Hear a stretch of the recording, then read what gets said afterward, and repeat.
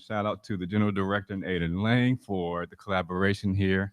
We're excited to be here to be a part of the Breaking Glass Forum sponsored by the Glimmerglass Opera Company. And this forum is also funded by the Andrew W. Mellon Foundation. I'm very excited to be here. My name is Matthew David Morrison. I am an assistant professor at the Clive Davis Institute of Recorded Music in the Tisch School of the Arts at New York University.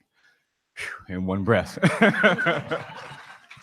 And we are really happy to be here to join with you all in conversation around how we might think about pushing opera attendees, their topics, their performances, creators, and all these things into how we might imagine a more inclusive and an even more dynamic and creative sort of movement towards opera performance here in the US as well as abroad.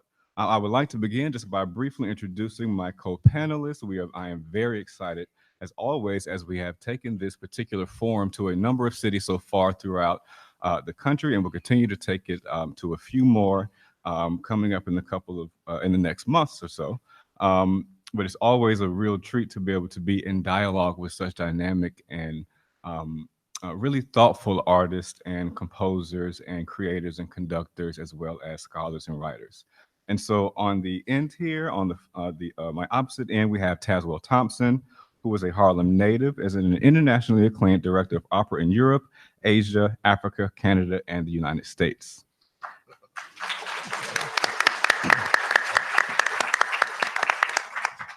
Next to Tazewell Thompson is Naomi André, who is an associate professor in women's studies in the Department of Afro-American and African Studies, and the associate director for faculty at the Residential College at the University of Michigan.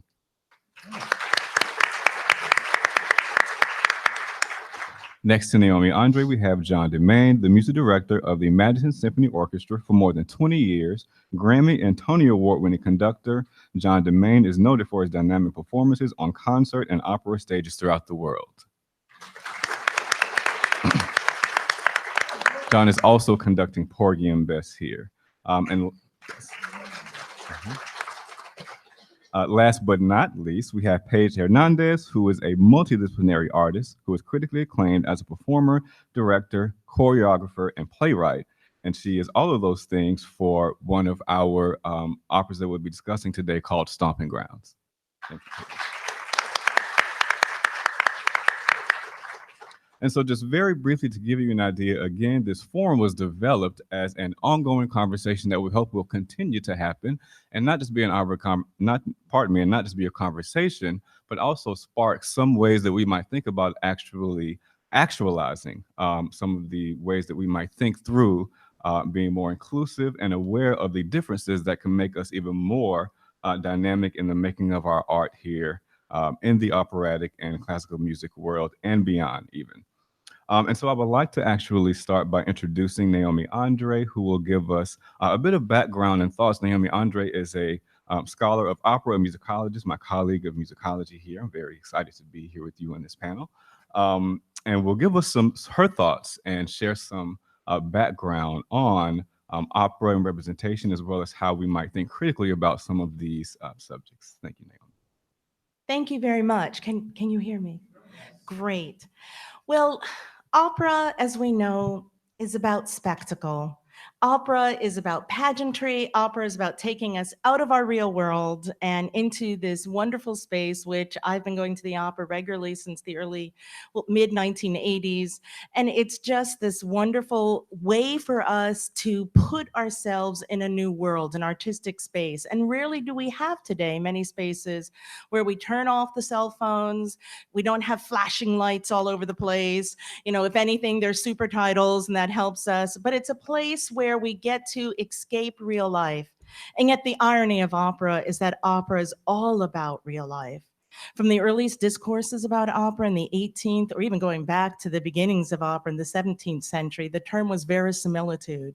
It was what is considered real? How can we get real emotions through a text that we understand? Yes, believe it or not, that was one of the original goals, but we still understand the text. And how do we make opera real? Now, it was a court tradition. It wasn't available to everybody in the very beginnings, but that changed And verisimilitude turned into other ideas. Verismo is one of the big discourses at the end of the 19th century, where we now want to have not kings and queens or mythological people, but to have real people. And this was particularly about lower classes, where we have Carmen, who is a Roma, a gypsy woman, where we have Tosca, who is a singer, and Scarpia, the chief of police, where we have the poor struggling artists of the Latin Quarter in Puccini's Bohème. So we have real life, we have death on stage, we have grisly reality things. And with this idea of representation, verismo, reality. We also have the issue of how do we represent these things? Since this is, I want us to think about how this genre is both the bringing together of something that takes us out of reality, but also very magically brings us into reality. One of the central questions here is how do we represent reality? And what I want us to sort of setting up some of our comments here, how do we represent the foreign and what is considered exotic? Opera has a complicated legacy of blackface and yellowface. And for those of you who are opera lovers, you know this with Madama Butterfly and Turandot as two examples with Puccini's operas at the very beginning of the 20th century, as well as with one of my favorite composers, Giuseppe Verdi, with his Aida and Otello from 1871 and 1887. And I realized that there was a production of Aida here just very recently last season. How do we do representation of the Ethiopians, whom in the original production book that Giulio Ricordi wrote for Verdi for the first production at La Scala, the Egyptian Khedive Ismail had actually commissioned the opera for the Cairo Opera House, but Verdi didn't go to that performance. So the first performance he went to in the production book, it says for pelle olivastro roscuro, for darkened skin, for the Ethiopians, Aida, her father Amonasro, and then the Ethiopian captives. What do we do with that today when issues of what might be considered authentic for the first performance, where we live in 2018, and these operas are not like pictures on the wall or even novels we read that are static in terms of how they're performed? To perform opera, we need to have real people today embodying these characters and performing these characters. And so the reality turns into a different issue. There are several complicated issues around representation in opera, and I really applaud both the Seattle Opera for saying we are going to face this and have listening groups and talk about this, and also exceedingly for Glimmerglass Opera Festival for having this forum, which involves some regular people, the people who are locally, and trying to address these questions. There'll be time at the end of this session for questions and answers so we can get into these things more. But let me set up just a couple of things. I don't want to take up too much time. So we have this issue of representing the other. We know that opera is hard. Opera takes a lot of training. Some roles are much more demanding vocally than others, although it takes incredible singers to sing everything. At any moment on the planet, there are not that many people who can sing the title character of Verdi's Otello. There just aren't. You need a big, heavy tenor who has a strong top, who can soar over a late 19th century Verdi orchestra and be able to pull things out. That's a rare voice. Do we have Black tenors who can do this? I'm positive of it. Are they in the pipeline? No. Are they known? Are these Black tenors some of the little children in Flint, Michigan, I come from Ann Arbor, who might be developing, who will not have the opportunity because of this horrible toxic water situation there? The inequities in our society have blocked this pipeline. The current way things are done in terms of funding structures for educational systems, for sometimes how opera boards are made up of the people who are there, whose experiences are brought to the table, where to look for singers and administrators, historically Black colleges and universities, maybe some community college follow where you get people who are underrepresented, first generation, coming from under-resourced schools. Where are those folks who have top level talents who can do it, but are not obviously visible? And that's what these programs, and that's what all of us need to be doing. You Mm-hmm. too, you in the audience. Yeah. Help us find these people, and then please vote with your feet by coming when we do these performances. Mm-hmm. So there's this larger issue of representation. How do we find people? What are the pipelines out there? This is a huge problem. If it were easy, we would have solved it already, but it's Mm-hmm. not insurmountable. We have a couple of complicated cases, and I want to talk about Porgy and Bess very quickly. We'll come back to it. But in Porgy and Bess, it was written by George and Ira Gershwin, as well as DuBose and Dorothy Haywood, Mm-hmm. who wrote the novel and the play and then worked on the libretto. The novel is from 1925, the play is from 27, and the opera premiered in 1935. This is a time when we are just, the people who were born after the Civil War are just coming of age. Mm-hmm. We're in the beginning of the Harlem Renaissance, and we have a Jewish brother team, George and Ira Gershwin, and DuBose and Dorothy Haywood. DuBose Haywood comes from Charleston, though his family didn't have a lot of money. They can trace their lineage back to the signing of the Declaration of Independence. And he grew up in Charleston listening to the Gullah sounds and that world. He wasn't an intimate part of that community because he was white and he was out of it, but he grew up at least with a sensitivity. Mm. We have this incredible collaboration along with the performers of the play, of the opera, who embodied these roles and were collaborators with the performers, with the Jewish and the Southern white and the African American composers in 1935 who pulled this incredible work together. And it's an historical document. Now, this work also has incredible complications, which we can get into later, but just in terms of representation and casting, let me outline a couple of things that you might know Mm-hmm. very quickly. That when this opera is performed in a staged production, as will be done here at the Seattle Opera, the Gershwin estate has said you need to do true to color casting. So there are very few white roles, the detective and the coroner, but most of the roles, including the large chorus, is on Catfish Row, known for the historical Cabbage Row in Charleston, South Carolina. And so you need to get Black singers in those roles. If you do a concert performance, so you don't stage it in the United States, but you have sort of everybody on stage performing it, then you do not have to do true to color casting. But in recent years, this is what people have done. And that's wonderful. Abroad, if this opera is performed, there is no point in the contract that says you have to have true to color casting. That is the standard practice for several decades now. And however, in the 60s, even going back to the 60s, you have blackface porgies in Germany, in places abroad. Mm-hmm. Now, there is the lurking big example of the Hungarian Opera in Budapest this January doing an all-white production of Porgy, where the Gershwin estate said, we do not support this.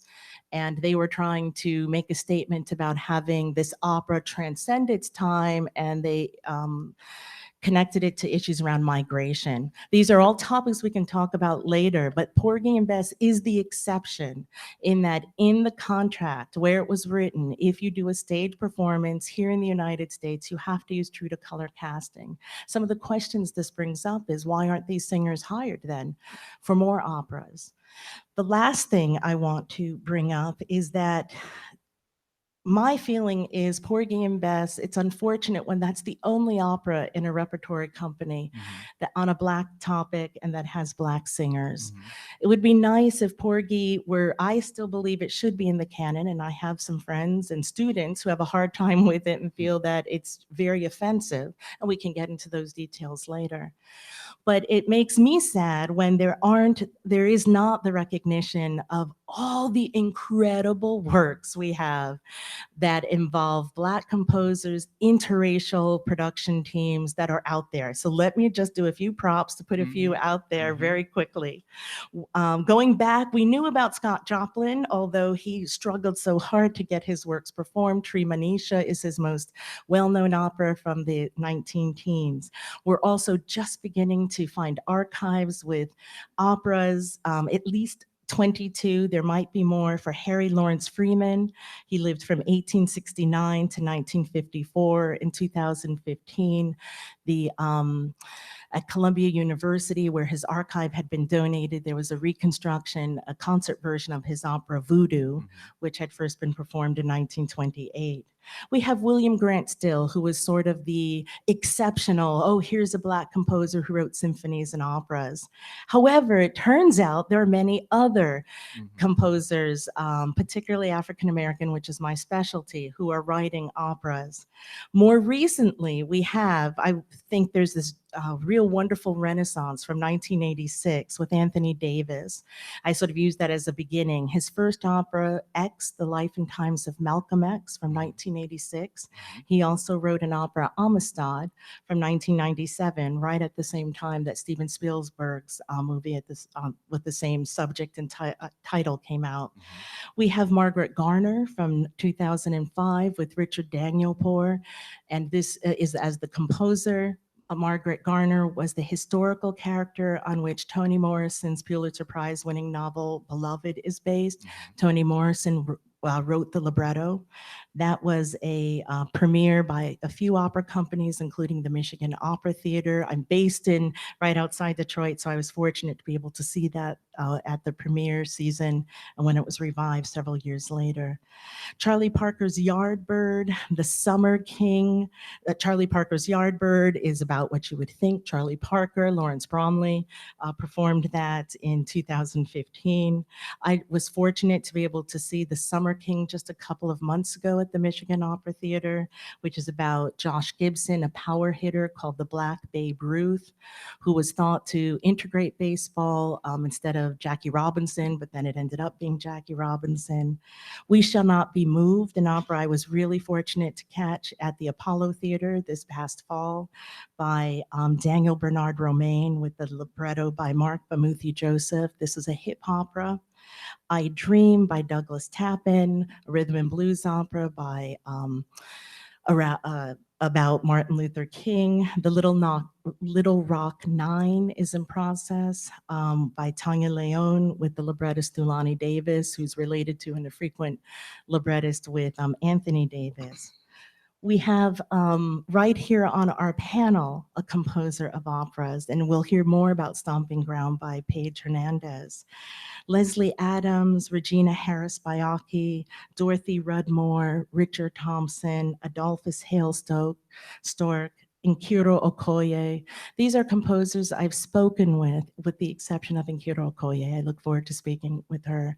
But all currently who are living African-American composers who've written at least one opera have had the hard time getting commissions and want to be able to do more. I have just scratched the surface. There are more composers out there, particularly currently now. So I want you to realize that this isn't a pipe dream that we have to figure maybe in 50 years we can educate folks. There are people right now out there. You get to see these operas if your local companies do them. And luckily Seattle Opera is really open and interested in doing them. I'm going to close with just a quick way to maybe structure thinking about how operas and how we talk about representation and setting all this up. And it's what I call an engaged approach to looking at opera. One is, who is writing the opera? What team? Whose stories are being represented directly? Is it a person of color? Is it interracial collaboration? Is it somebody outside who knows or is doing their best to get to know the culture? A second one is, who is on stage in operas? Do we have the good fortune to see, not just in Porgy and Bess, where by contract we need to see African-American performers, but do we get a Black Susanna, a Black Scarpia? You know where I'm going, a Black Faust. Are we getting people of color, not just Black, but also Latinx, Asian American, Native American? I mean, are there different experiences being put on there on the stage for us? And then the last question, not just who wrote the work, who's on stage embodying it, Who is in the audience interpreting it, watching it, writing about it, critiquing it in the newspapers, writing blogs about it? What voices are there helping to explain these stories? These are new stories, and as we know, we want opera to be a place both to bring us to new experiences, but also to capture the very real experiences of reality. Thank you. Excellent. Thank you very much, Dr. Andre, for giving us that extremely thoughtful and thorough. We really, very thoughtful and thorough expression on the, what I think you pointed out here, and I think is a nice transition to Tazewell Thompson, who will introduce us to Blue in just a second, but pointing out that the society is structured in many things, and one of the things that it's structured in is inequity. And it has been structured in inequities since its founding.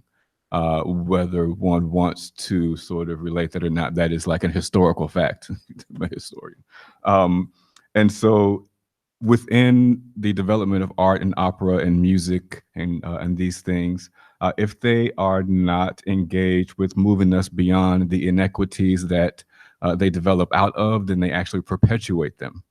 And this is a very real thing that I think that as art lovers that we like to sometimes ignore, but it absolutely is the case. And so I think that what Naomi André has shown us here is that there are many opportunities by which we might engage with more inclusive ways of thinking and hearing and creating in opera and art and the classical music world. But it does take work because there are many structures that have laid many of these things invisible or difficult to gain access to. But as Naomi has also shown us, there are many folks out there of diverse backgrounds who have been doing this work and who do this work consistently, that it might require, again, various types of support and direct engagement and movements to actually somehow raise them to a point to which they might also be a part of these institutions or move them beyond the structures themselves. And so with that being said, we have an example here on our very own panel. We have two examples. We're going to start first with Tazewell Thompson, who is the librettist for Blue. And I would like to ask Taz to introduce us to our first song, Go Figure, and to give us your thoughts on sort of how we might think of how to receive this performance, after of which we will hear Brianna Hunter and Tao Wei perform. Thanks. Thank you, Matthew. That was brilliant, Doctor. Wonderful. I'm just dazzled by what you had to say. 2.5 years ago, Francesca Zambello, who is the producing and general director of both Glimmerglass and Washington National Opera, came to me and composer Janine Tesori and asked us if we would be interested in writing an opera. And yes, I naturally, would be very interested. I've written quite a few plays actually that have had productions, but I've never written a libretto. And it was extremely different of how to write a libretto, and can go into that a little later. But she wanted it to be around a subject that had to do with social or political issues that were happening today, that could speak to an audience today. She was very interested in not only bringing in her subscribers, having them return to both Glimmerglass and Washington, but she wanted to bring in a new audience. And she wanted a librettist who could write a story that was personal to that person and had to do with something that touched on what was going on in the world today. At the time she asked me to think about this, a colleague and good friend, brilliant artist, Eric Owens, and myself had been talking about this particular summer that we were both up in Glimmerglass. There seemed to be a summer filled with white police officers who were shooting down unarmed Black boys or Black men. So this was on my mind, and it was terrifying to me as well, because as a Black man walking through this country, I felt I was a moving target. Mhm. I was born and raised for a while in Harlem, and now I've returned back to Harlem. And I returned to Harlem during the Giuliani period, where I was frisked 3 different times in my own neighborhood, just from walking down the street and being asked by one police officer, "Can I see your identification? Who are you? What are you doing in Harlem?" And I refused, which was a terrible thing to do because I was then smashed up against the wall and worse things could have happened to me. Mm. But I felt at that moment that I was living in apartheid South Africa. So I brought this experience plus Ta-Nehisi's Coats, a wonderful book, and my literary hero, James Baldwin, whose books and essays and novels and plays and poems that I collect. So all of this was streaming in my head. And also my roots is not really in Black music, my culture. At 6 years old, I was taken away from my parents. I come from an extremely broken home in which a terrible tragedy occurred where I was made a ward of the state. My brother, my younger brother at the time, who was 5, was killed in a fire that I was saved from through my parents' neglect. I was taken out of that environment and I spent the next 7 years living in a convent run by Dominican nuns. So at 6 years old, I did not hear music of jazz or blues or I had Sister Benvenuta came into the classroom and she had these long playing records from the Longines Symphonette Society. Taz, I'm gonna write that opera next. I'm gonna write your opera. And I'm gonna hold you to it. So I would hear these outrageous, stunning sounds, but you know, when you're 6 years old and you're hearing some of the operas that that was just mentioned, Othello and Madame Butterfly and La Somnambule, and Sister Benvenuta would play, and then she would quiz us at 6 years old. So if you've ever grown up in a Catholic school, you know what I'm talking about, but I lived there. I lived in a convent. And so, but I will also say this, while being exposed to classical music, and I now realize how important and how great and how fate played a great, great role in taking me out of one environment and taking me into another environment where at 7 years old, I could read music. I spoke Latin because I was an altar boy. So when I started to tour the world and direct operas in other languages, it came very easy to me. So here I was now with Francesca Zambella said, write an opera. Mm-hmm.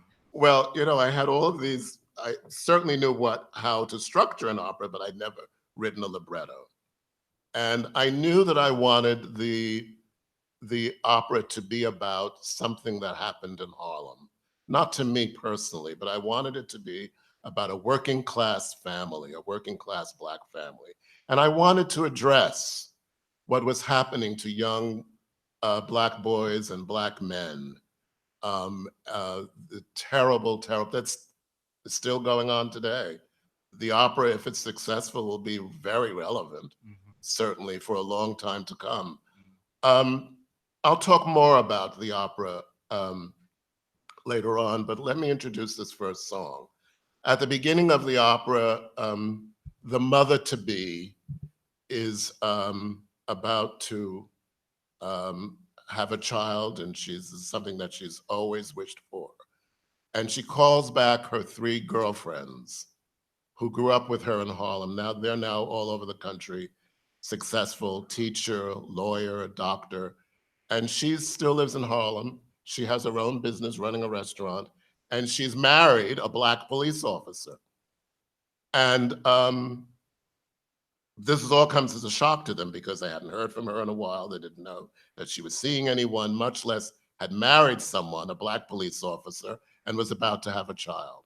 So they quiz her, and we're hoping that this child is not going to be a boy because his life has a shelf life expectancy that sometimes does not go beyond being a teenager. But they also want to know more about who is this man? How did you meet him? What is he like? And so she sings this aria about meeting and falling in love with this man in this song aria that's titled Go Figure.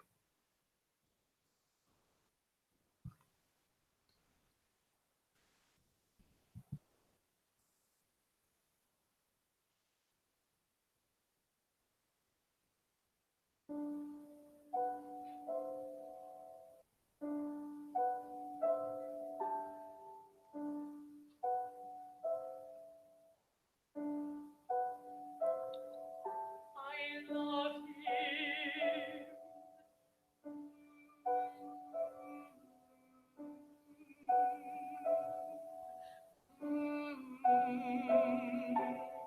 He seems to love me more than I love him, and that's saying something. I looked at him, he looked at me. I heard him say, he said to me, it's you I want, I must have you, go figure.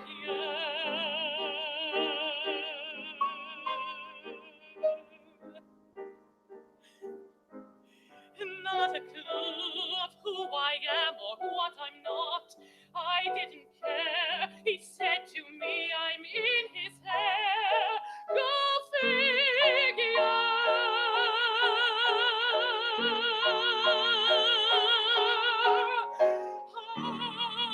I've been waiting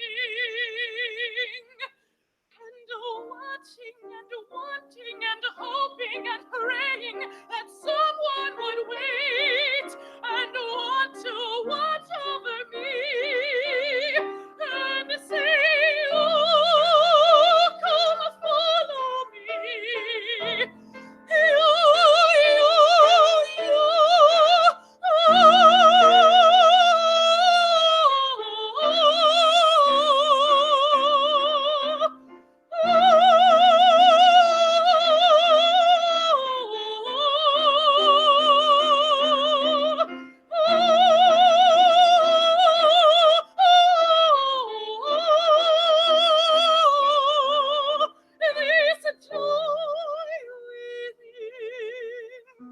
This joy within my heart, how will it end? How will it start? How can it be? It just wants me. Go figure.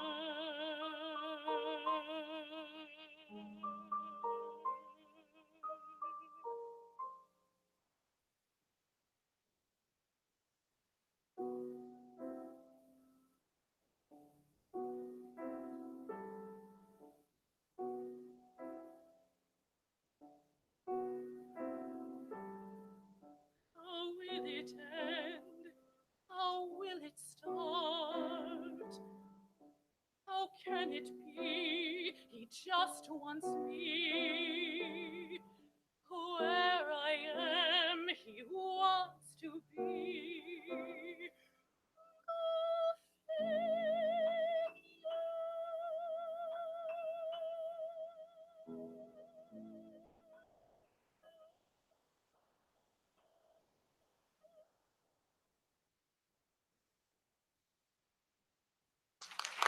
There's piano.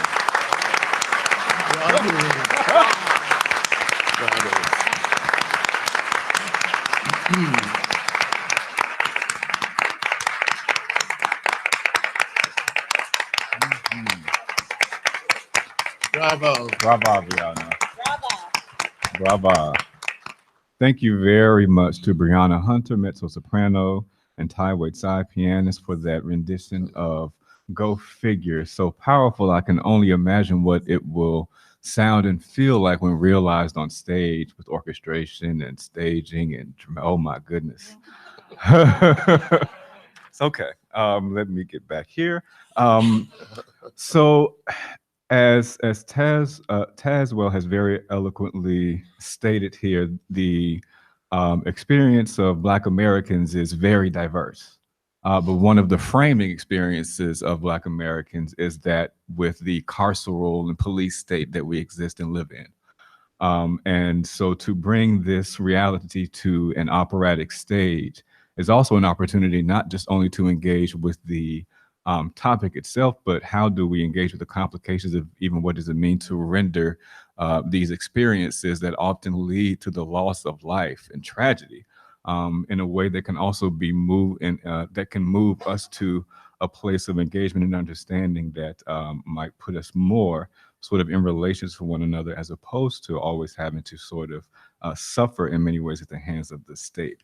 And so with that being said, again, one of the ways that we might move opera beyond its more traditional ideologies as well as topics and people and approaches is merely by including other topics, people and artists in its larger development, and really sort of breaking the canon as we try to think about new ways to incorporate ideas and topics. And so we have, again, librettist, choreographer, director, Paige Hernandez next to us, who has been a part of creating Stomping Grounds, and we're going to listen to an excerpt of it both virtually and here live. And I would like for Paige to give us an idea of, again, what this particular story is telling. It's one that, again, is a new within the operatic stage and world, but also comes from a larger history that we find in some of the operas that Naomi André has already outlined. So can you say a bit about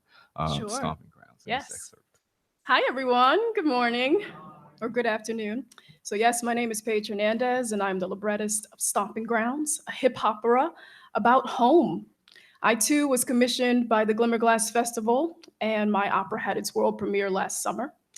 And the theme of the festival at the time was home, and really looking at stories of refugees, immigrants, natives, and descendants of slaves, and how we all find home, how we're all in a lifelong struggle to find what home is, how we go through work, commuting, jobs, and school just to create the perfect home, only to then find out that we all share the same ground.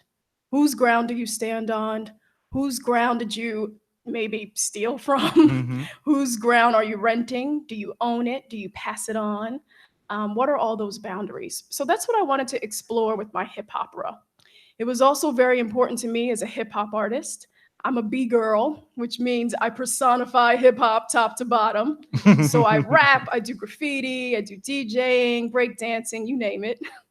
I wanted to make sure that that art form was showcased as equally as opera. So I didn't want this to be a fusion. I really wanted this to look 50-50. We talk so much about equity, and I wanted to show that with the different art forms. So the piece that you're about to watch, in a nutshell, I'll tell you some more about the piece after you watch it. But essentially, I told that story of home and that intersection of all those different perspectives through a coffee shop that's fighting gentrification. I'm from Baltimore, Maryland, currently residing in Washington, D.C.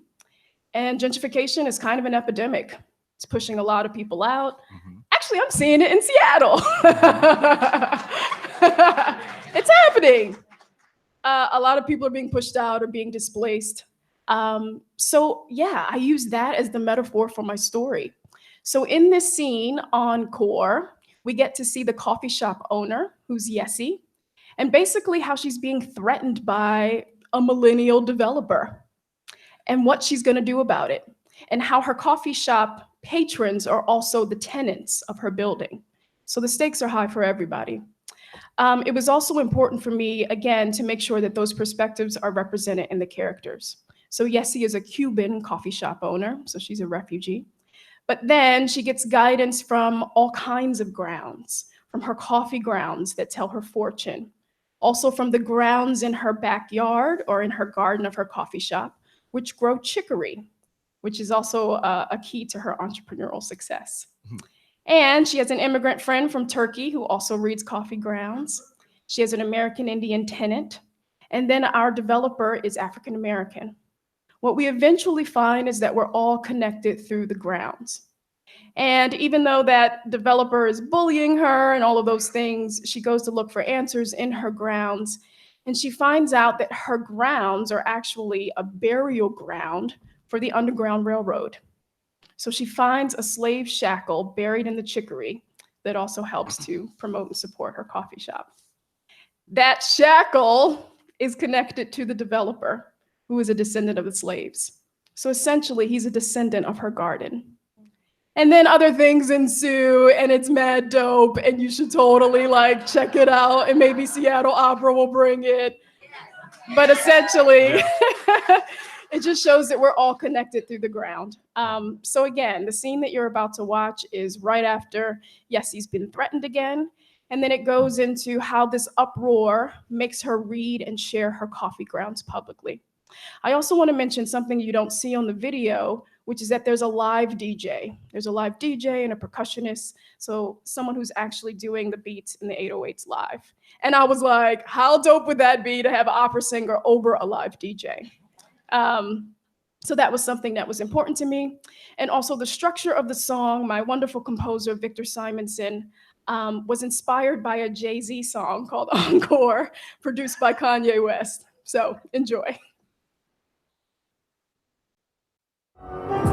How can you live with yourself so despised and hated? Survival of the fittest. This ground's not sacred. War, yes, we want war. Stand on the land and that means war. War, yes, we want war. Stand on the land and that means war. I can't believe you I was robbed. Slashes in my tires. All I did was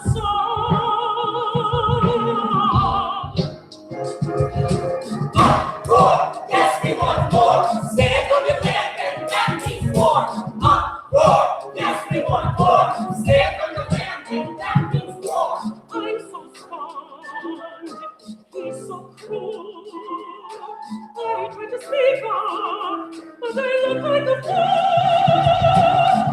War, yes, we want war. Stand on your land and that means war. War, yes, we want war.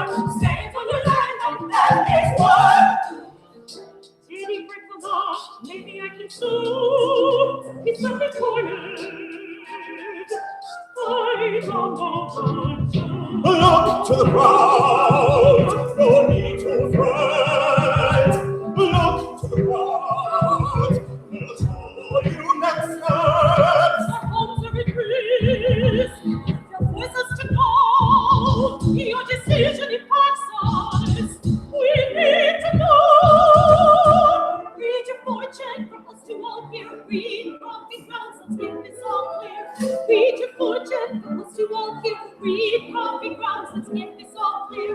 Look to the grounds, read the grounds. Look to the grounds, answers are found. Look to the grounds, read the grounds. Look to the grounds, answers are found. It's taboo to read your grounds publicly. But you're my tenants, my friends. So I can't find love in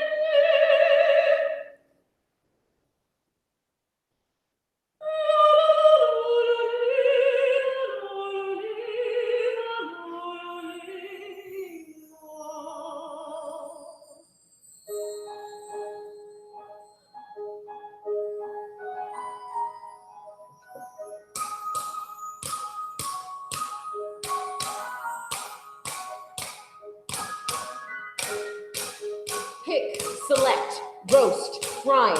Pick, select, roast, grind. Sift, grind, sift, chicory, sift, grind, sift, chicory. Brew, thicken, boil, white cup, brew, thicken, boil, white cup. Relax, sip, swirl, relax, relax, sip, swirl, relax. Last sip, wish, flip, flip. Plate is home, cup is business. Reader, read it for me. Highs and lows, read it for me. Okay, here it goes.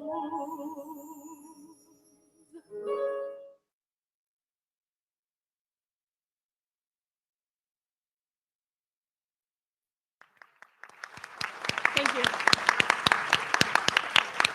Again, imagining that, being able to see it realized in video, but imagining what that response would be like when you have so many different topics being engaged at once on stage, but very fluidly in the way that you think through the relationship between the spoken text and rap, as well as the sung text in a very sort of coloratura operatic way, but then it being, again, as you said, not just a fusion, but a real engagement with how do these two things relate to one another in relation to the topics.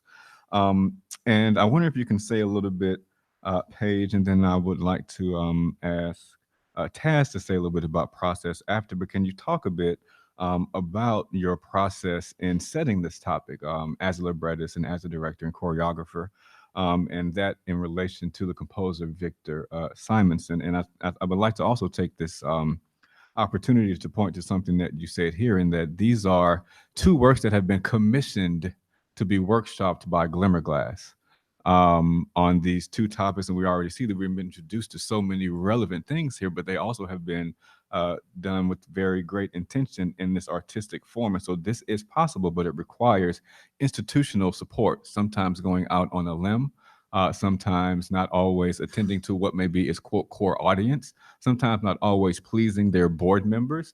But again, we're talking about what it means to be more thoughtful around the reality that art is not based in equity, as society is not as well. And so how do we think through the process of commissioning?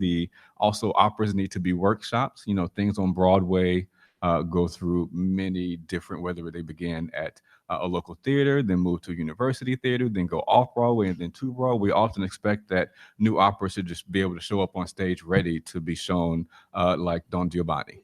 Don Giovanni has been workshopped for centuries now. It's kind of unfair, you know. And then also it's important that these new operas are framed as we're doing today with conversations. There is very little literacy in the United States among its general population around identity issues as we see today, right?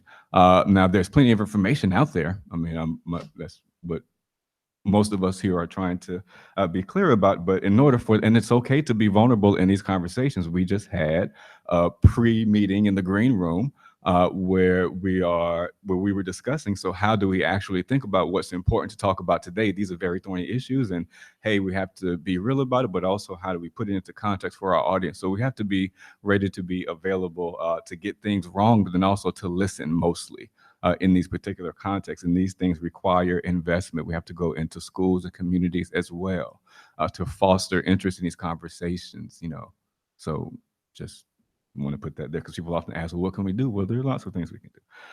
All right, so with that being said, Paige, sorry, if you can tell us again from my original question about your artistic process. So a lot about my process, I think, was key for what I expect from other arts organizations as well as administrations of these companies. In that, when Francesca approached me, she asked me to write specifically about the refugee crisis in Syria, to which I said, no. As a writer, I write what I am an expert in. If I were to write about the Syrian crisis, it would be a facade and it wouldn't be authentic. And, you know, anyone who would come who had direct connections to Syria would say, who is the fraud that wrote that? But unfortunately, that's been the story of artists of color. Yeah. A lot of our stories are told that way. Someone commissions, you know, someone who isn't necessarily of that background to write and to be a fake expert at what we do, at how we talk, at what we say, how we walk. So yes, I said, I'm not writing a Syrian story. I can make sure that my intentions are the same. I can make sure that a Syrian refugee can relate to this story, but I have to tell it through my lens and my perspective, and I have to tell it through my expertise. My cultural background is representative of that. I am an intersection of all of those perspectives. My mom is Black and Chinese, and my dad is Black and Cuban. So just in my heritage, I have immigrants and refugees and descendants of slaves. So I just had to look in the mirror and just kind of dig deep into what I wanted to say about those things. So I thought that was key because I'm always curious as to why writers choose to not write about what they know best. I mean, is it just about the coin? Because I can say no to the dollars just for my integrity's sake. And I realize not everyone has that kind of privilege or has that luxury. But I know that that is something I definitely grappled with when I first started writing this. Taz, did you want to talk any more about your... I wonder if I can ask Taz a specific question around the process here. And so we heard, we're going to hear now Hello, My Son in the second, right, is the next excerpt. Taz, and I've heard you talk in other forums about how initially you were resistant to writing a story about the police in general, right? And then you also, you know, have been sort of very clear, and I can also relate directly to what it like kind of just means to be a Black person who is fearful when you're on the street in a lot of ways. So how do you take your experiences, but then also understanding as the consummate director and artist that you are, that they have to be translated right into a larger audience? How are you thinking about or moving through that process, right, and creating this libretto and like what to make into a song, what to make into dialogue, and how we came up with Hello, My Son, maybe as an introduction? I found that crystallizing words to form a libretto, to allow the music to come in, was a real challenge. It was a major obstacle for me because when I write, I go on too much. I exaggerate. I have a lot of hyperboles, and then maybe I'll simplify it and I'll find a way. And, you know, growing up in a convent, I was exposed to, you know, Dickens and Edna St. Vincent Millay and Amy Lowell and Robert Frost, but very little Langston Hughes. That wasn't until much later when I was sprung from the convent and I saw what the real world was like. And that real world was in the middle of the 60s. And I knew I wanted to write about the experience of Harlem and a working class family struggling, proud, together, paying the rent, keeping the roof over their heads and food on the table, and staving the wolf from the door, and all of that.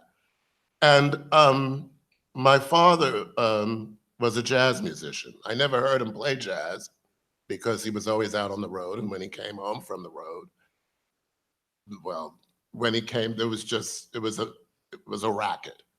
And I was confined to another room so I wouldn't hear the racket that turned into domestic violence. So I wanted to put that experience inside the opera, but then I realized, no, it really wasn't what I knew, but what I felt is what I learned. I wanted to write about what I feel. And because of the experience that I've had with police officers, it was actually Janine Tesori, my collaborator, the composer of Blue, who suggested that maybe the father is a police officer. And I didn't know how I would confront that, but I decided that I would interview police officers, Black and white police officers. And it was extraordinarily startling experience. It was an eye-opener for me. So I made the father a Black police officer. And there's one police officer who I returned to over and over again, Police Officer Jenkinson, who has a beat in Harlem. And his teenage daughter adores him. Ever since she was a little girl, she would run when he came home, and he'd sometimes be in his police uniform, sometimes not. His teenage son despised him, even to this day. that he is the man in blue, and his peers cannot believe that his father is a police officer. You know, you're born into the world and you don't get to choose your parents. And he's a wonderful man, but he never accepted his father being a police officer. So that's in the opera. But then there was that glorious moment that Police Officer Jenkinson described to me and Police Officer Riley, when they both showed up at the hospital for their firstborn.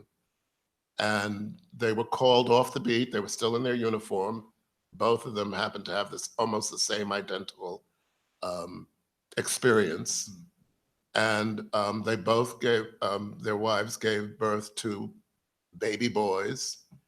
And the experience for them in an instant changed everything they felt about themselves, about the world, about their responsibilities. How do they go forth? There's a wonderful scene in, what's the musical where the father sings about having, I guess he'll think of me, I guess he'll call me the old man. Carousel, thank you.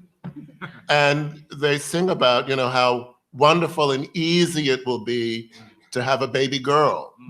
All the things that they can do with a baby girl, and how the father can protect and dress up and have fun with the baby girl. But then he says, well, what if it's a boy? How difficult and challenging that will be. I'll have to be a different type of man. So that was certainly something I knew of. And, you know, I know Carousel, but also having spoken to these two police officers, that helped me in this process of writing what we're about to hear Kenneth Kellogg sing now, when he first holds his baby boy in the hospital with his wife nearby in bed. And so the song is Hello, My Son.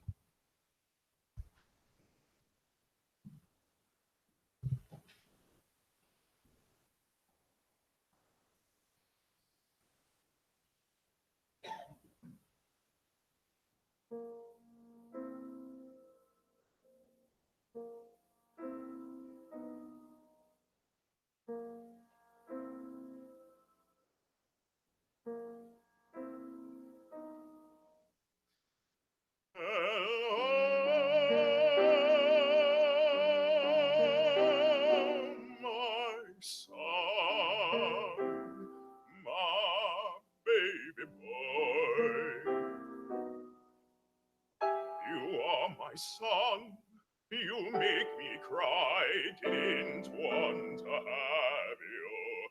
Now for you I'd die,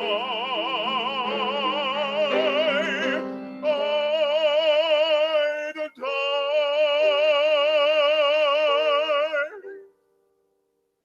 Oh, your mama's mouth, oh, you have my nose. You've got all your little fingers, I've counted all your toes. I love your seashell ears, I love your wisp of hair, your big brown eyes, they seem to stare. With little fingers you grasp my thumb, everything that moves inside of me goes numb. My son, my little baby boy, my all the world, my pride and joy. Oh, what a gift, so rare, so sweet, so grand. You bring our lives a lift, no rifts between us now. He's yours, he's ours, he's mine. Oh, what a gift, so rare, so sweet, so fine. Let's start a promise that we will never part. Entwine this child within our hearts.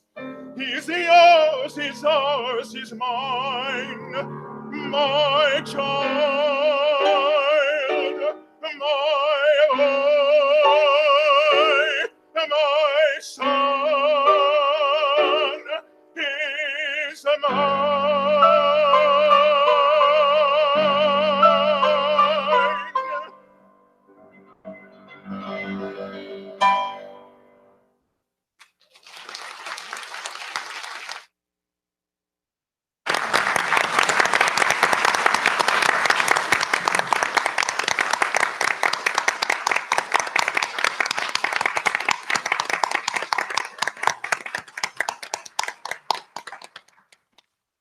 Thank you to bassist Kenneth Kellogg and again to Taiwei Tsai, pianist, for that performance of Hello, My Son, the ending line.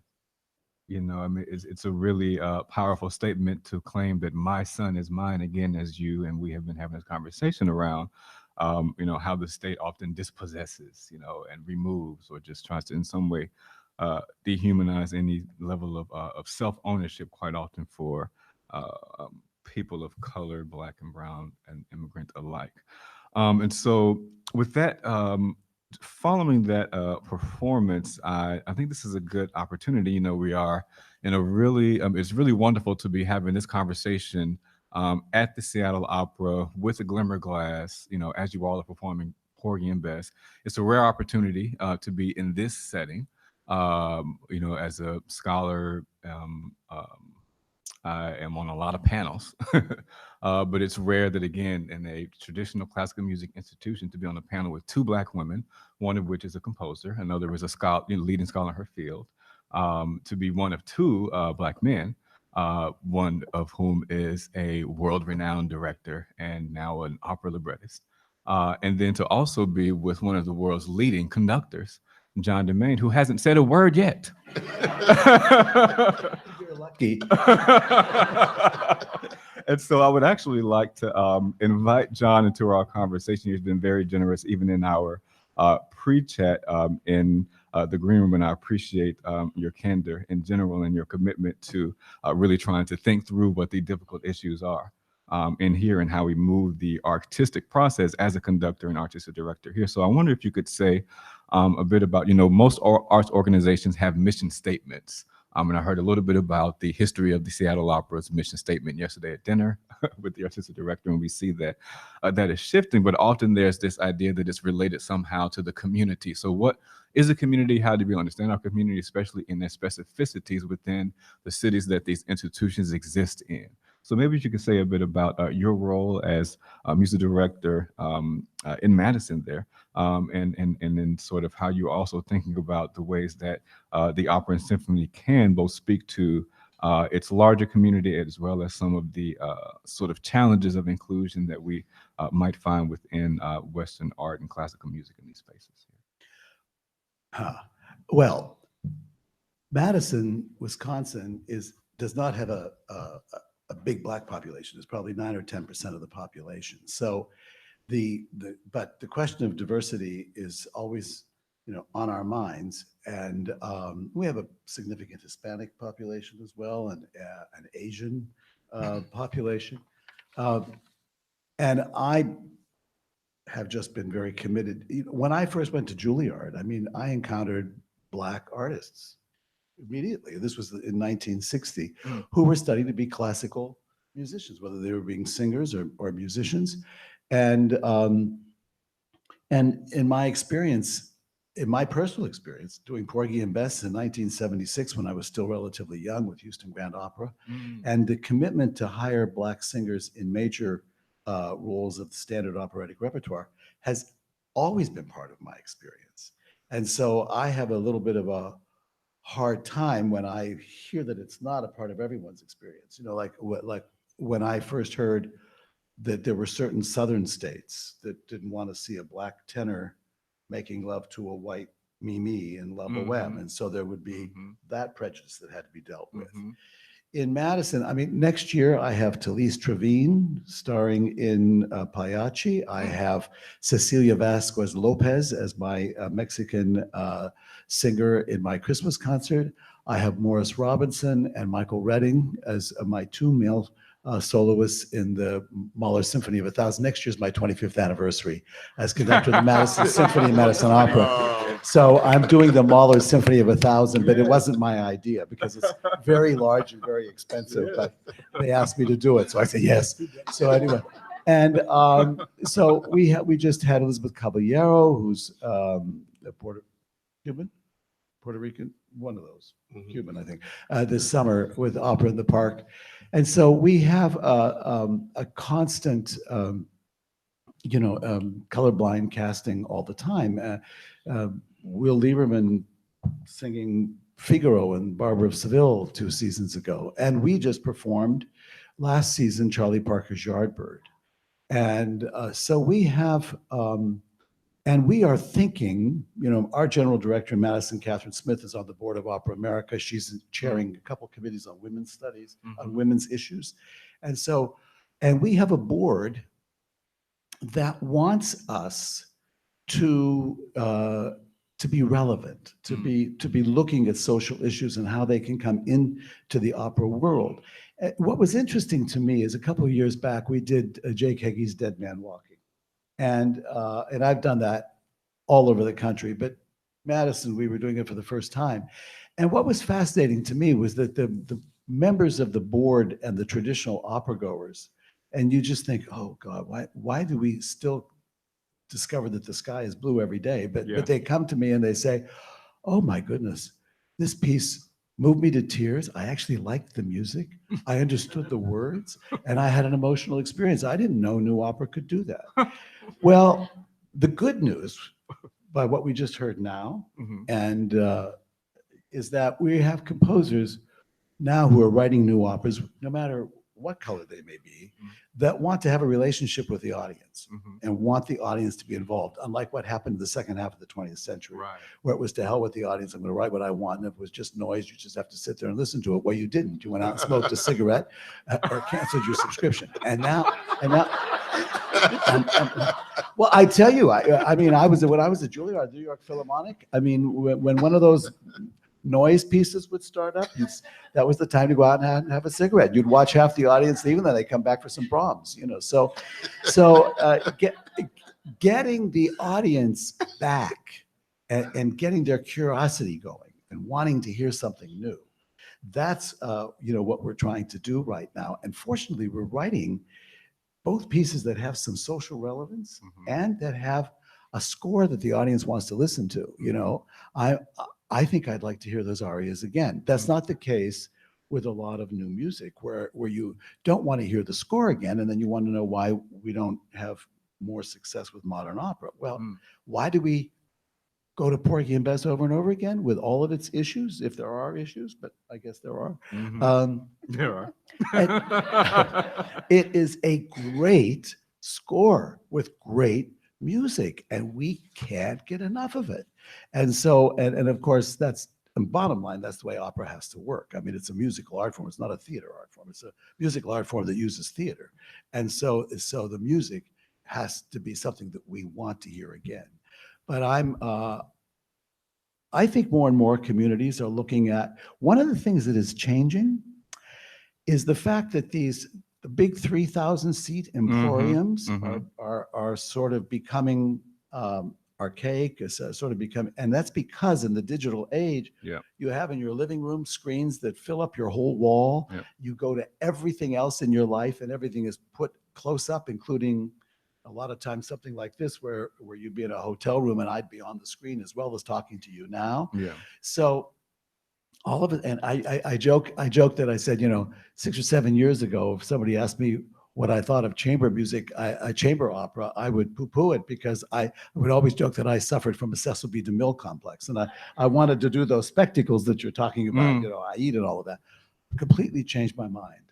I think to have non-traditional spaces, doing operas where the singers are up close, and you can, and by the way, singers today are fabulous actors.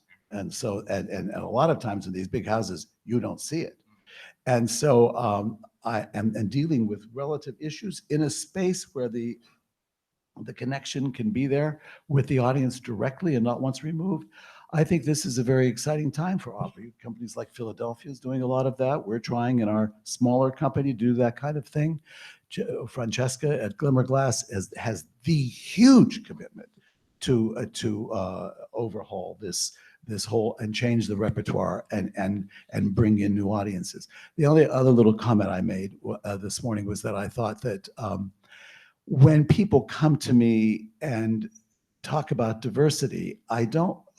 Oh, and I also have a great gospel choir who for the last 13 years have been transforming Western European Christian Christmas carols into gospel style Christmas carols, and it absolutely stops the show every year. I've been doing this for 14 years.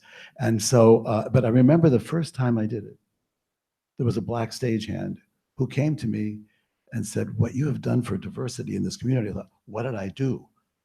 I put a black gospel group on stage, but nobody had done it, I guess. And so it was so meaningful to everybody. And I got letters. Why is a group like that part of this Christmas concert? That letter went in the wastebasket, as fast as I could do it, I can't top it. It stops the show every year. They're so fabulous.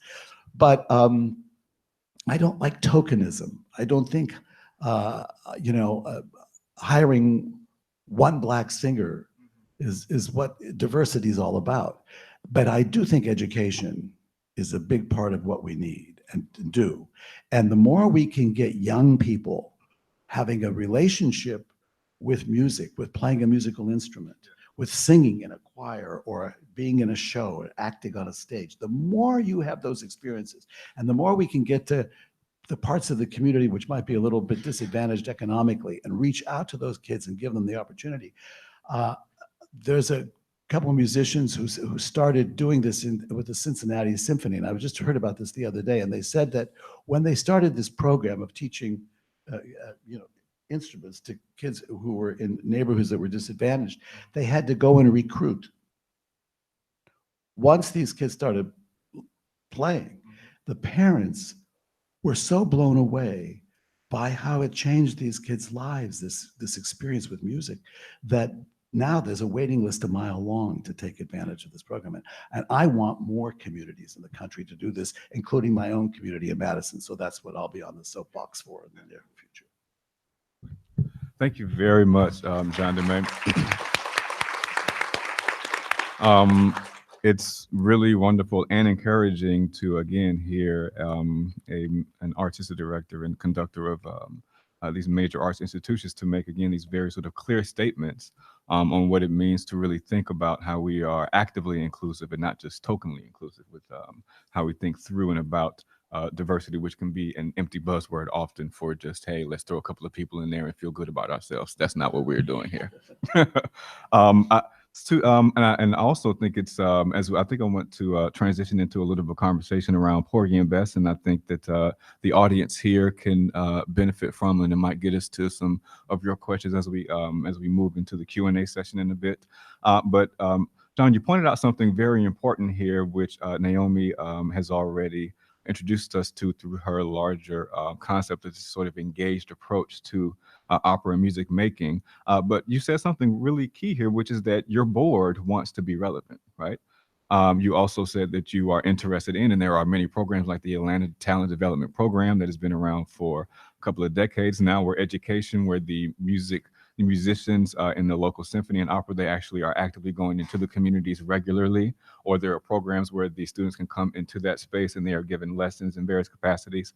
So there, this sort of vertical way of like, how do we hit the multiple angles and spaces to really think about the changing systematically this exclusion to be a more inclusive sort of space of music and art making. One of the things that I think is helpful and useful that I heard from the director of the Seattle Opera last night is that there were listening sessions, as Naomi pointed out there, around what does it mean now. So we've been staging Madame Butterfly and Aida for so many years now without sometimes consideration of what it means to do so. And so but as we have been learning and coming to having to deal with more directly within Black Lives Matter movement, within Me Too, these movements that really sort of lay bare what it means to sort of just override people's identities. It's in important that we sort of revise and rethink how we stage traditional operas. And so the listening sessions that were held here that brought experts, people who were represented on stage in those operas or in the stories, brought artists and such to really think through with the creators who were staging it here at the Seattle Opera, what does and doesn't work and why things are okay, even down to what it means to restage this opera with this topic in 2018, when there's so many things in the world going on that could be addressed or could be sort of seen through art. So that's, I think, very important. And I also appreciate, again, as a music director and conductor, just being very clear, like you said, a few years ago, you could have poo-pooed on chamber opera, but now I think a lot of institutions and directors are not recognizing that as again, you're pointing out, to sort of the digital era, what it means to sort of really reconcile the economics, the actual media aspects with your audience here to even take more seriously and provide institutional support for developing more chamber operas, because again, often the people who are underrepresented are doing works that they are created in the very spaces that they have opportunity to do so. I know quite a few chamber operas that are being workshopped and worked through right now by Black composers and composers of color in particular. I think it's also, as we move into the Porgy and Bess discussion, interesting to think through this idea of noise and who the we audience is and why we love Porgy and Bess. As Naomi introduced before, there are some people who hate it, and for good reason. So I'm a scholar of blackface minstrelsy. And one of the things that I think that we love about Porgy and Bess, and when I say we, I mean opera audiences. When I say opera audiences, I mean a certain white opera audience, right? Is its nod to what we imagine to be authentic representations of Blackness written in very beautiful, florid melodies, right? So sure, Gershwin, did some, quote, ethnographic work in South Carolina to sort of think through what the melodies would be like. But as Paige has pointed out here, this often comes to stand in for. So Gershwin's version of what a particular Black sound or Black sounds are to then tell a very specific story of Black life in the South from a very particular era, then comes to stand in many ways for what is authentic or relevant to the audience that has been supporting this very narrative in opera for a very long time.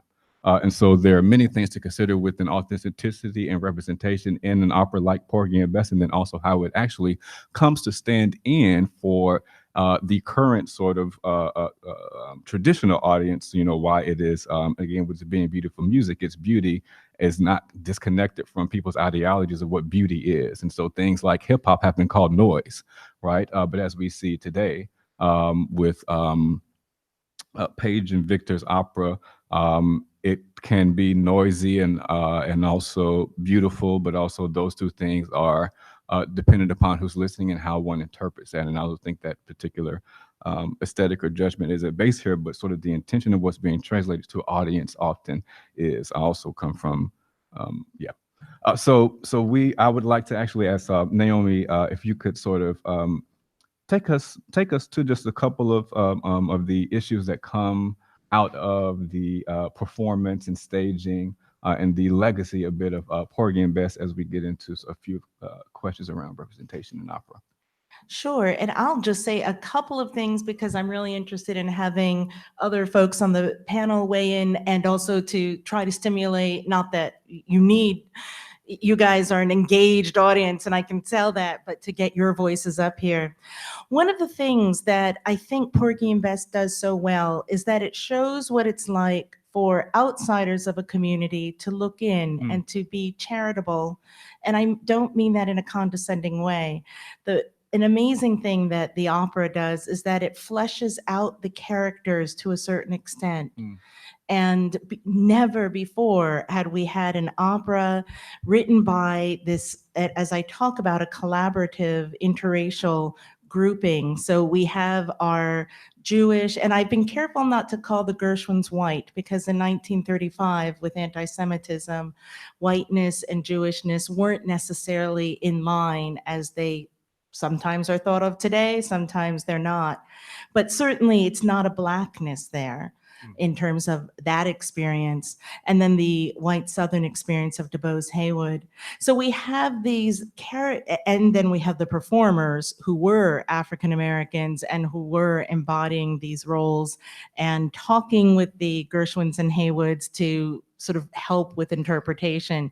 So there is elements of a collaborative experience there. Gwen Cooner Brown has a lovely essay on this in a collection I edited called Blackness in Opera, if you're interested in finding out more. So we have a view of Blackness from a benevolent, which I think is benevolent, outside looking in, as well as a marginalized person, such as, having that Jewish experience. We have the audiences today. It's not surprising that audiences today love this, because I think it's a nice entry into looking at Black culture from a certain stylized way. There has been a wonderful experience for Black singers to be as Chauncey Parker, who was singing Sport and Life in a Michigan production just this past February in a full staged reading of the critical edition of the score, where one of the issues around Porgy and Bess is what is the full version of the score, because Gershwin died so young, just 2 years after it was performed, and he didn't get to oversee subsequent productions, which had he lived, he certainly would have, and tightened up some things. The problem mainly is it's so long and we have too much music. It's a wonderful thing that way, but what is the real version? So Chauncey Packer said, it's really nice to not be the only chocolate drop on the stage. And there's a community, Porgy and Bess, the opera, so much about community, but I want you to think there are multiple communities happening. There's the Catfish Row community on stage, and the chorus has an unusually large role, but and it's a large chorus, but there's also the community backstage. And when you are traveling and doing this hard work of being an opera singer, which, as I'm on this panel and seeing singers, it's tough being away from your family and being in productions which you love of Mozart and Puccini and Verdi. And here's a role in opera where there's a real group of people of color, where you're going, who knows, it's not necessarily home, and into some areas where it's hard to find where the people of color. So the community aspect of Porgy and Bess that I've been learning about that I really love is that there's the community of the singers off stage. I think that's the main thing I want to say, is to begin to stimulate us thinking, what are these different issues of Porgy and Bess? Okay, I lied, just 2 more quick points. Why the opera is so problematic for a lot of people, because I know the tunes are beautiful and this undulating Puccini-esque singing style, and the tunes that have been covered from Janis Joplin, Miles Davis, everybody's done them, they're in our culture. What happens in Porgy and Bess? Who are the heroes? Well, all the hope we have, it's all snuffed out by murder, by drugs, by gambling, all these stereotypes that have such meaning in the Black community as people put them on us. They're all reinforced there. There's very little hope at the end. Even when Porgy, a disabled, very poor Black man from Catfish Row, is going up to New York to find Bess, is he really going to find her? Oh, heavens, no, I don't think. It's not the reality of the situation. And yet with a big rousing finale for Porgy and Bess, it sort of forces us to say, that's all right, you're entertaining us, this is gonna work. The African-American language or African-American vernacular, Black English, whatever you want to call it, the way that Porgy is written, and this is throughout the novel, the play, and in the opera, it is not a true Gullah or Black English. And in today's world, it sounds really uncomfortable to a lot of ears. So when people wonder what is there that's problematic in Porgy, these are just a couple of the things. It really makes it hard to be a Black person, particularly if you don't go to the opera that often, and then you watch this and you're in the midst of people who are happy and enjoying it, and people who you think, do these white people think this is real? Do they think it's not real? Do they think it's real for 1935? It's a complicated production today. And while I absolutely believe that it should be performed, and I have some friends who feel it shouldn't, I think there's a lot of good in it, but we have to have dialogues and conversations like this because it's not an easy, simple performance. Not that Bohème is, but at least, you know, who knows what it was like to be poor in the Latin Quarter in the 1830s. We can all jump there with the same space. Yeah. It's different when you've got Black bodies on stage where there's a new sort of, what does this mean when Black bodies are so threatened, when the police comes out and we know that this is not just a thing of the past. Yes, yes. Please, John. You've directed it. Yes, I've directed Porgy and Bess several times. In fact, that's how I met John DeMain. He was the conductor of a Porgy and Bess that I was brought in at, what was it, Texas, Dallas? Seattle. Seattle, right, that's right, here in Seattle. Well, if you want to know, I he was brought in to save the production, and he did. There is a wonderful story about that, but we won't go into it now because of time. But it was in Seattle, yes. Thank you for reminding me. Things have changed. I also directed at Seattle Rep and years ago as well. I don't remember the city, but Porgy and Bess has been very good to me. I also directed a production that was broadcast for great performances, and it was nominated for an Emmy for direction and production. Lost to some guy named Stephen Sondheim. And so, but I remember, I think I must have directed maybe 9 or 10 productions all over the world, mostly with John DeMain, who is not only an astonishing, highly accomplished conductor, but he really is a dramaturg on this. And he is always very mindful, not careful is not the word. He's very sensitive about what this opera means for Black singers who know that this is an entry for them into the world of opera. But also he knows that this story, you know, these singers singing with a Black scent, as I like to call it, is not really how any of us speak. But the music is so magnificent. And in opera, if the music is not there, then there's no point. And it's a good story. It's unfortunate that it is filled with so many of the stereotypes that Naomi has just articulated. But Porgy and Bess needs to be performed, deserved to be performed, because from that springs great singers, designers, and it's really something that I think even for Black audiences who see it today, there is a sense of pride you must feel when you hear someone like Kenneth Kellogg or Brianna Hunter on stage who have possessed magnificent voices. This is their way into the form. Now, all the other operas that Naomi has mentioned, they deserve to be performed twice as much as the Porgy and Besses. Right. And that what my colleague on the other end, Paige Hernandez, is writing, she is the new voice, and she's carrying that torch from all these others.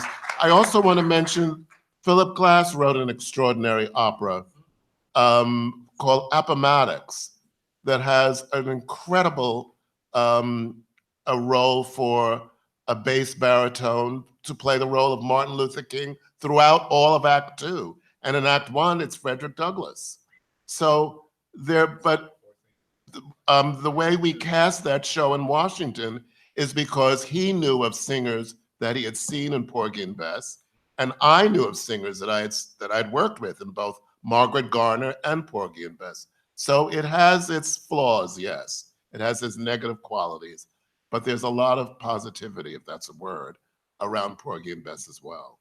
I wanted to just respond to Naomi because when she talked about the things that were stereotypical about Porgy and Bess, I want to say, yeah, but that's the good stuff of opera. It's not, you know, murder, rape, all these things that are in Tosca. All that. Unfortunately, you know, it might have a double connotation when it's aimed at the Black community, but it really is the ingredients of opera is all of this stuff. And I do think that at the end, it's important that one knows that That final "Oh Lord, I'm on my way" is not a joyous song, and delivered from Eva Jesse, who was the original chorus master in 1935. The direction from Gershwin was that tempo was to be slow, because in a way it's an unreal, it's to dream the impossible dream. You know, it's a hope that is really unrealistic, but his love is so deep, and his desire, so that you have to go in. I think that is the value that has to come forth, because we know that goat is not going to make it to the edge of the city. You know, it's going to be end. I think that also, when you talked about, you know, they were Russian emigres, Jewish Russian emigres. Alexander Smolins, Ruben Mamoulian, George was second generation. Right, who are part of that first production team. For the part of that first production team. So they had their own experience of persecution, in a way, in their background or directly. And so and I think that first cast in 1935 adored this, adored the experience. I remember when I first read the play, that the play starts out with the instruction that the cast is speaking in authentic Gullah, which will be for the audience virtually unintelligible. It's like when you get into a really deep Southern accent, you know, and you can't understand what they're saying when you're from the North. And then it said that it gradually filters itself out, so the audience can understand what's being said. Unfortunately, when that got translated over to a libretto for the opera, it came out in a way that we would perceive as being derogatory. And we try, when we perform it today, to soften that a little bit. We try not to overdo that aspect of the, and rather just make it Southern more than anything that would have another connotation on top of it. I also think that what happened to the piece after 1935 was a tragedy, and something that Gershwin would have never participated in had he lived. And so the piece went through a very bad experience. And I recently heard a live performance from Berlin, it's on YouTube, in which the cast is screaming their lines over the orchestration, and then Leontine Price and William Warfield are singing their parts. And it is an abomination of what Gershwin tried to write. So what we tried to do in 1976 was not only, which was the famous Houston Grand Opera, Absolutely. we tried to put back more of the music that had ever been heard. Also, we tried to create an environment for the Black Southern cultural experience to come forth, engineered by the people in the cast, rather than us white folks directing them. And so I remember that we engaged Mabel Robinson, who had a modern dance company in New York at the time. She's an African-American dancer. And I remember that, and I do remember that some of the cast members grew up in Catholic schools in the North and had no idea what the Holy Roller Pentecostal experience was that Gershwin was trying to represent in concert, you know, form. And so what we did was we drew upon the Southern members of the cast and upon people like Mabel Robinson, who had some knowledge of African-American culture, to create an environment that was more honest for the performers, so the performers would be proud of what they were doing on stage. And there was a problem at that time. They were not proud of being in the show because of the way they felt their experience was being depicted. I think we've helped that a little bit, as far as we can, to making it also, when the show was first done, you know, like when we did it even in 1976, it was always being done with a cast that was going on tour, and they did nothing else but Porgy and Bess. And so that wasn't good. And even when we were doing it for the very first time, when we came to Seattle with a tour, there were some people that's the only employment they ever had. Absolutely. Was to have Porgy and Bess. The best thing that I think, if I made a contribution to this piece over my lifetime, was to allow it to become standard repertoire in opera houses, and not do it on tour, but have individual opera houses create their own Porgy and Bess, which means they could create their own community that's in the show by drawing on a community that knew each other from the area that we knew. So I remember the first time I did it in Detroit, and you know, Detroit has this huge, you know, all these church choirs and all these, you know, magnificent Black opera singers, and we had a glorious chorus, but the sense of community was even more powerful than when people were doing it all the time and just almost phoning it in because they had to do 8 shows a week. This was so moving and so jumping off the stage because the piece is so filled with emotion. And same thing here in Seattle, where we have people from the area that are making up the Seattle Opera Chorus. That sense of community will just jump off the page and jump at you. I also want to say one thing that I think did Porgy and Bess a big disservice. And this, I wouldn't bring this up today, except that last night, one of the members of the administration told me that they were having a little bit of problem selling tickets to this Porgy and Bess, but because people were confused because we have to call it the Gershwin's Porgy and Bess. And the Gershwin's Porgy and Bess was just here 2 years ago in a bastardized form that has nothing to do with the original Porgy and Bess. And we think that when we came here before, we didn't have to call it the Gershwin's Porgy and Bess, and now we do. But the piece that traveled on Broadway is not the Gershwin's Porgy and Bess.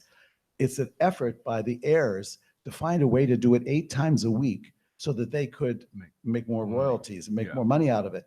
But the reason why it's not authentic is because they brought in a composer, a librettist, a book writer, and they literally changed all kinds of aspects of the show, including the music. This was just Gershwin trying to write his Madame Butterfly or his La Bohème. He wrote every note that he wrote was like writing a classical composition. He orchestrated the piece himself. He did not go out and have a Broadway arranger do it like they did for this show 2 years ago. This was his classical opus. This was the story he chose. And this was, and I think he did it as a gift to African-American people because it's fascinating to hear you tell me how many operas there is by this one composer that I never heard of. But Wow, Anthony Davis. no, back in 1935. Oh, Harry Lawrence Freeman. Harry Freeman, because I doubt that there was much employment. There wasn't that much opera done in America, let alone employment for Black opera singers. Some of his early operas were in opera in Utah. Research is just coming out now. Yeah. It's very, and Denver. Yeah. Sorry, Denver's the main place. Mixed casts or all Black casts? All Black cast and not at the big famed Denver Opera House, Yeah. but at another place. Isn't that fabulous? There's a whole layer of American history in And none of it's music. been recorded. No, as far as I know, the performance that was done in 2015 in Columbia, there might be an archival recording, but it's unfortunately not available commercially, maybe on YouTube bits. I just want to say that 1976 performance with the Houston Grand Opera was absolutely historic. And what it did was it helped Porgy and Bess become an opera that could go to other opera houses. It took a long time, and I would say it's probably not until the past 15 years that Porgy, although you guys might know, that Porgy and Bess is something that a lot of opera houses are doing. You do need a large Black cast, and so being in an area that has sort of in Atlanta and Detroit and New York are helpful places, but it's happening in other places too. I just want to say that there are different ways to look at Porgy and Bess. The murder, the death that are part of opera in Tosca and Bohème do not have the same history of the Middle Passage that we have here in the United States, or the minstrelsy with the negative stereotypes. And so in that way, Porgy and Bess occupies a really special place. Absolutely. And it sounds like productions you do, and my sense is that the production here in Seattle is when you listen to your chorus members and have them, and your soloists, and have them say, no, it's not Porgy, it's Porgy. And I can't do it as well as the baritones, but Porgy, and just sort of these Black inflections that would happen. The Gullah language was not at all represented in the North because it's a language that's an oral tradition that it's just still being written down, but it's a hard thing to get the sense of what is authentic or real. I was told once that the Gullah language was a combination of Angola and American, because Gullah was like the shortened word for Angola. Oh, I actually don't know that history. I know that it's a language that was flourished off the Georgia and South Carolina Sea Islands. And the slave population, the migration tended to be from Mende and West Africa. And it was these islands where sometimes you'd have escaped slaves or free slaves would go. And the Gullah language is a language. It retains elements of different African languages. And so it's not just sort of poor English, or which is how we think of a dialect. So it's a real bona fide thing. And there's more information happening and research coming out on the Gullah roots of Porgy. There was a Porgy Especially libretto. since the Gullah community is now being gentrified. And Their taxes have been raised, Yes. bridges have been built. It's a very Thank scary you. thing that we're looking to the government, unfortunately, to help out. But yes, so if you do your research on Gullah, you can find more of these things. Yes. Our choreographer in this production for Seattle was born and raised in Charleston. Oh, wow. He's white, but he's steeped in the traditions of his city that he grew up in. And so we would like to actually transition into questions from the audience here, but I do want to just emphasize Naomi André's point here, and also Tazewell Thompson's point that the other operas that represent the diversity of Black experience, especially in the contemporary sense and of other people's experiences, should be done twice and thrice over Porgy and Bess. Because again, there's an investment that audiences, artists, conductors, and such have in that narrative and that story. And there are ways that those things can somehow, begin to again stand in for many modes of representation. So I think we also have to be careful about ascribing intentionality to composers who are deceased. We don't really know what Gershwin was actually hoping to do when he mounted Porgy and Bess, aside from the legends and such. But we do know that Gershwin, as a composer, did quite a bit to sort of integrate his understanding of Black music experiences into the large American fabric, but he also was highly successful in doing so. So I don't know what, we have to be careful about that. So if we have questions from our audience, please. Yes. Oh, and there's a body. Oh. An opera body.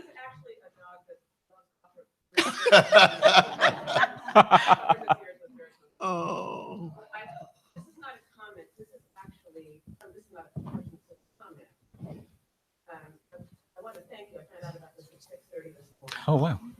My friend got in touch with me. And it's a bit of a surreal experience for me because the last time I was here was less than 2 months ago. My father's memorial service was here. And so I hadn't quite expected to be here. So I'm having a lot of feelings about being here. But what I wanted to say is that I was introduced to opera when I was 4 by a maternal grandmother who was not able to sing opera because of the time in which she grew up. She was a poor Black girl from Mississippi. That didn't happen. On the other side of the family, on my father's side of the family, his mother, who was born in 1900, had a master's degree in choral composition and music arrangement and something else from Columbia. And she trained her children as musicians. The first opera that I saw was Aida. And I didn't think about it. I didn't evaluate it, which is what I'm thanking you for. Sometimes when you're introduced to things very young, they become so ingrained in you in whatever their current form is that you don't reevaluate it, even if you're someone who evaluates things all the time. My father and his brother tried out, well, they actually were in Aida in the chorus. Their father got them out of it because slaves, no. So it turns out that the first Aida that I actually appreciated and loved, ironically, was the Broadway version. Elton John? Elton John's version, because it was full of Black folk. So that's all I want to say. I just want to thank you for giving me some more things to think about. I just bought the very last copy that Amazon had of Blacks in Opera. I will buy a ticket to this Porgy and Bess, which I was not going to because the last one was not good. And I'm just looking forward to paying more attention because I come to the opera all the time, but I have to think about things differently. Thank you very much. Yes, thank you for that. Thank you for that. Thank you for your comments, especially because you tell about your own family's history and the education, which is wonderful. I think that opera impresarios are by and large today, when we do Aida and we do Madame Butterfly, if we can find a person of color, an Asian to do Butterfly or an African American to do Aida, the role of Aida, we will go for that first. You might.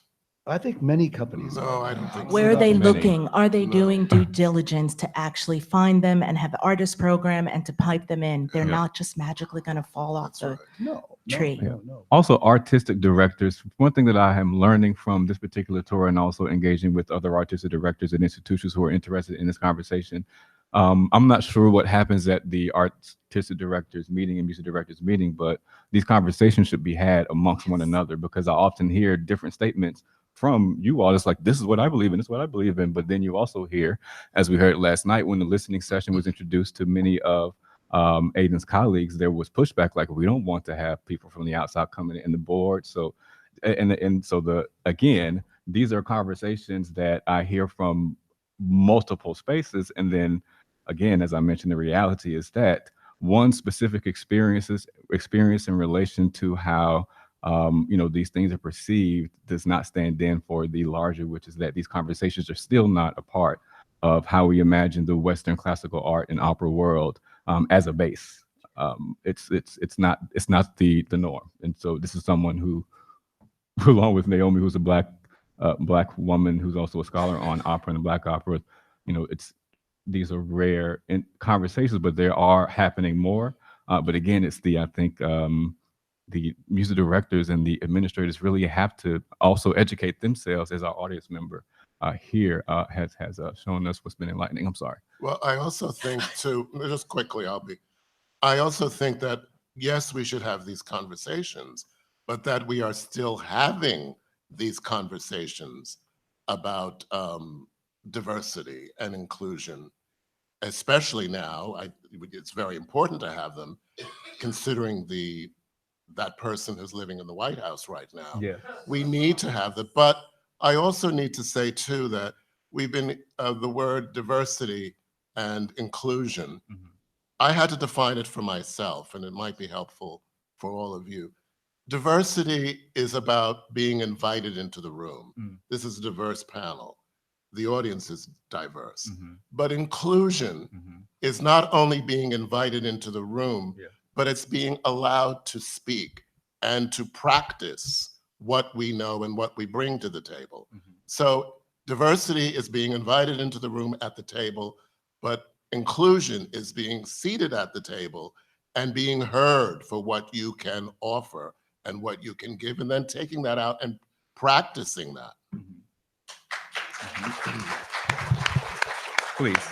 Okay, so I hope what I'm about to say isn't going to be too controversial or offensive to anybody, but as an Asian American person, Mhm.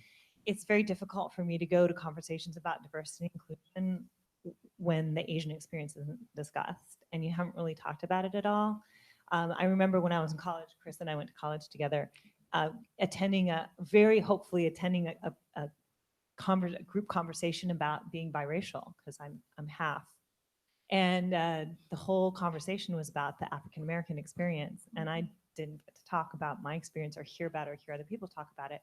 You have one panelist who's your quarter Chinese. Mhm. And I would like to spend a little time, if we could, talking about the Asian American experience.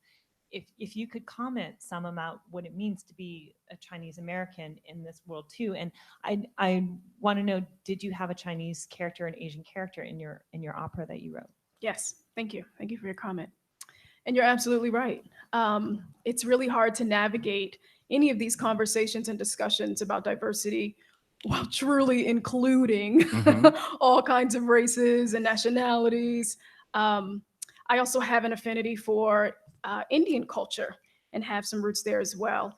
And it's, as a person of mixed cultural heritage, it's hard to pick which one, you know what I'm saying, that I'm going to stand on that day. Or that, will be highlighted or supported. I know that, the intention behind this panel and this forum in particular was to be able to directly tie it to Porgy and Bess, which is why it's a lot about the African American experience. In terms of whether or not I had an Asian character, I did not.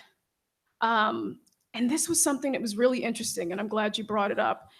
Because in telling these stories and in telling, woo, we about to get real, which immigrant story we're telling, Mm-hmm.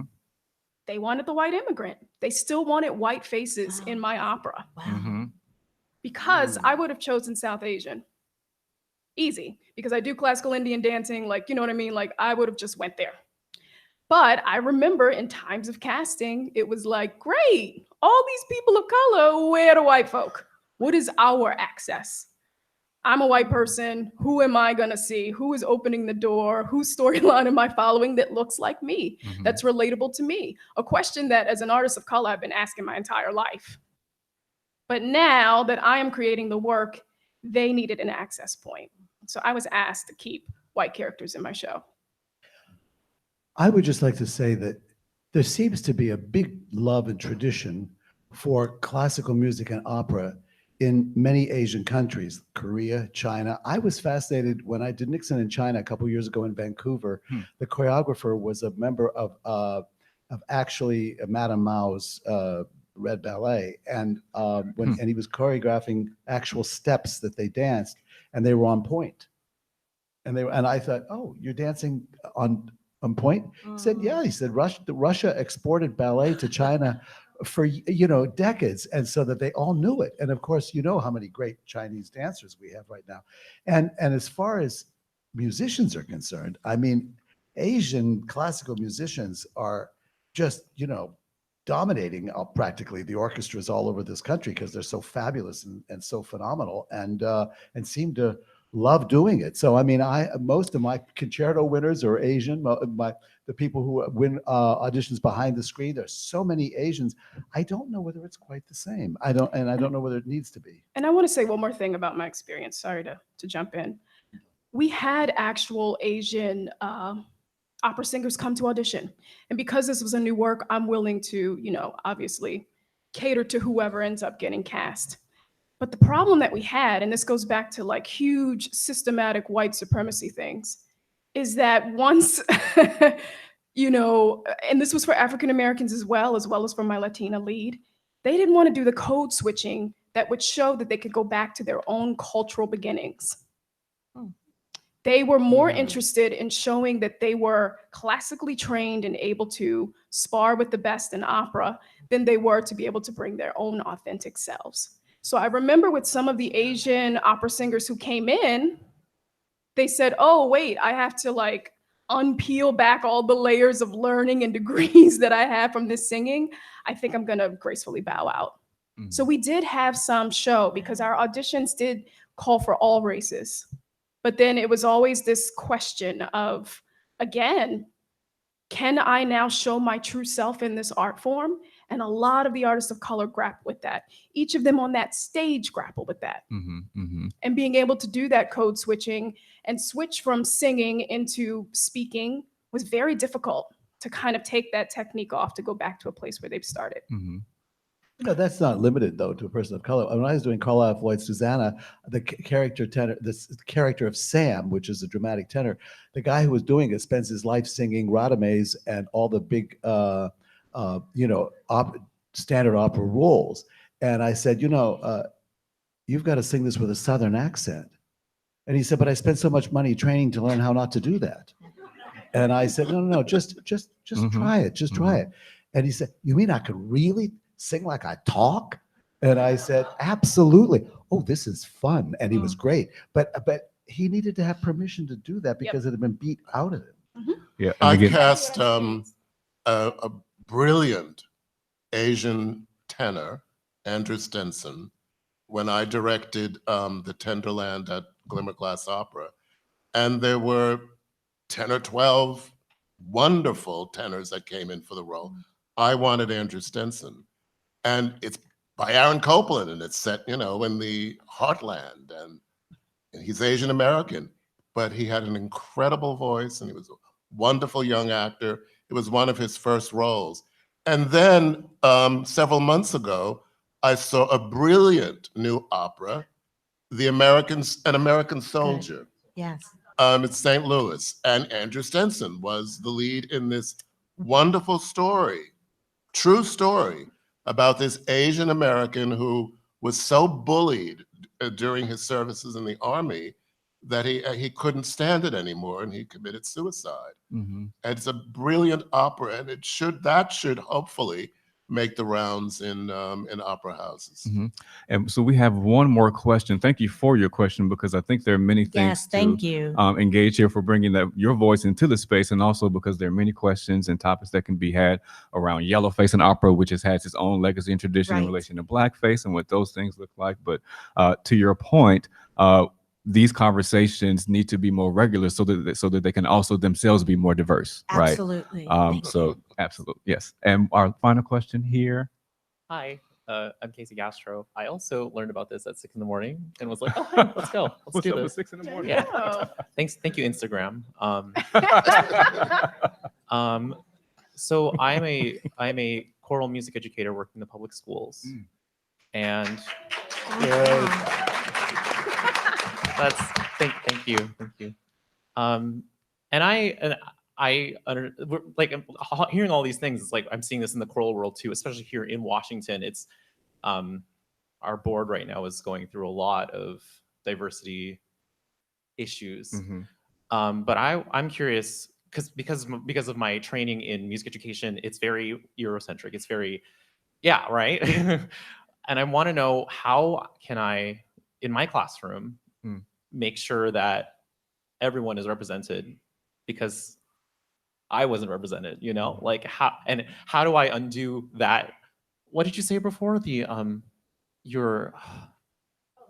been ingrained, that thing has been ingrained in you. Yeah, it's been ingrained in me. So how do I first undo that? And how do I make sure that my classroom shows this possibility? It's up to you. You have to set that curriculum and introduce that. Well, to I the think, students. this is something that my colleague and I do every day. So maybe Naomi, if you can. Sure. Oh, I'm so glad you brought this up. First of all, you're doing the first step and you're coming here and learning about things. A lot of scholarship is still coming out, like these operas by Harry Lawrence Freeman. You haven't heard about them because they've been buried. Not that he didn't try, and he was writing to Eleanor Roosevelt to get funding for a Black opera company. And there were other people trying to get funding for Black opera companies. Porgy and Bess survived partially because the Gershwins had a lot of financial ability to keep it going. The music is great, but there's also other great music we haven't heard.